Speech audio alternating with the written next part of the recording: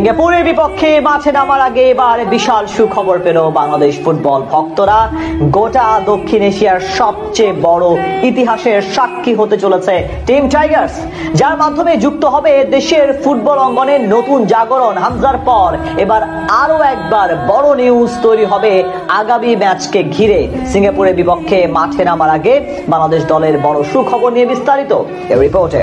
বাংলার নীল আকাশে এখন যেন শুধুই দেখা যায় ফুটবল উত্থানের এক রঙিন স্বপ্ন। চারদিকে হইচই, আবারও সেই 90 দশকের ঐতিহ্য ফিরে আসছে দেশের ফুটবল মহলে।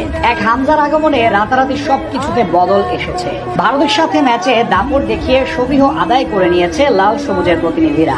এবার জুনে সিঙ্গাপুরের বিপক্ষে মাঠে নামার আগে আরো এক ইতিহাসের সাক্ষী হতে যাচ্ছে বাংলাদেশের ফুটবল। এবার নতুন এক সুখবর পেল ভক্তরা। ক্রিকেট বর্তমানে দেশের ক্রীড়াঙ্গন দখল করে রাখলেও বাংলাদেশের মানুষের কাছে বরাবরই সার্বজনীন খেলা ফুটবল।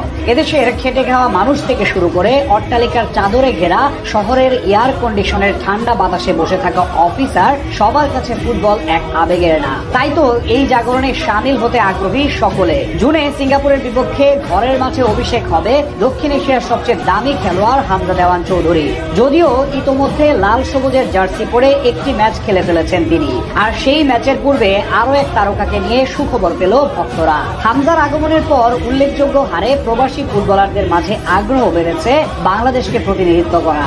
সেই তালিকার সবচেয়ে বড় নাম সানিক শো। কানাডার জাতীয় দলের হয়ে দুটি আন্তর্জাতিক ম্যাচ খেলার অভিজ্ঞতাও রয়েছে তার, যারা কিনা বাংলাদেশের চেয়ে র্যাঙ্কিং এ প্রায় 150 ধাপ এগিয়ে।